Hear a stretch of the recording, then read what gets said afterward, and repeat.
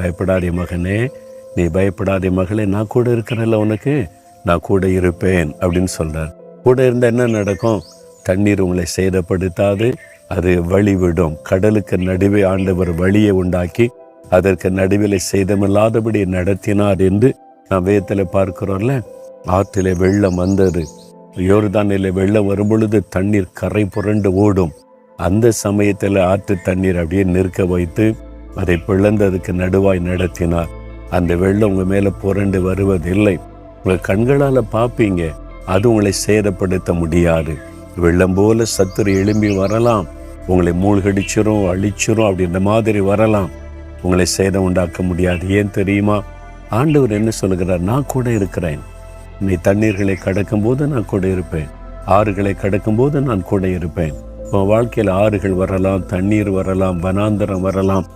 எந்த சூழ்நிலையிலையும் நீ பயப்படாத, நான் கூட இருந்து நடத்துவேன் அப்படின்னு ஆண்டவர் வாக்கு கொடுக்கிறார். அவர் கூட இருந்தா போதும்ல. நிறைய சமயத்தில் அவர் கூட இருப்பதை மறந்துடும்.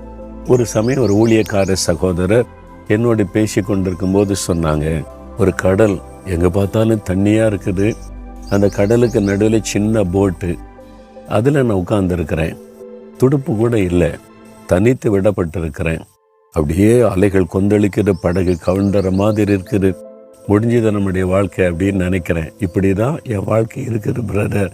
என்ன நினைச்சாலே அப்படி தான். கடலுக்கு நடுவில் ஒரு போட்டில் தனியாக கவிழ்ந்து போகிற சூழ்நிலை, அப்படி தான் இப்போ என் வாழ்க்கை இருக்குது என்பதாய் அவர் சொல்லி ரொம்ப சோகத்தோடு வேதனையோடு சொன்னார். அவருக்கு என்ன சொல்கிறதுன்னு மனசில் ஜெபம் பண்ணேன். அப்போ ஆவியானவர் ஒரு காரியத்தை ஞாபகப்படுத்தினார்.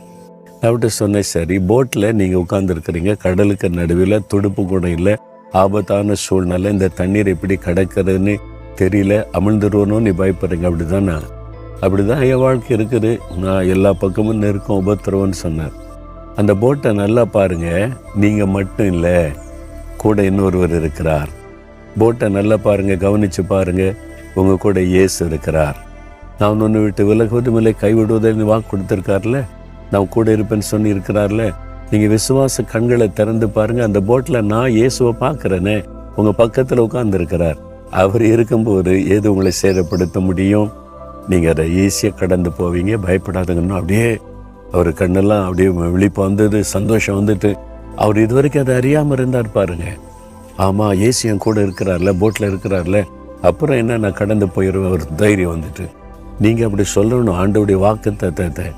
என் மகனே, என் மகளே, நீ தண்ணீர்களை கடக்கும் போது நான் கூட இருப்பேன்,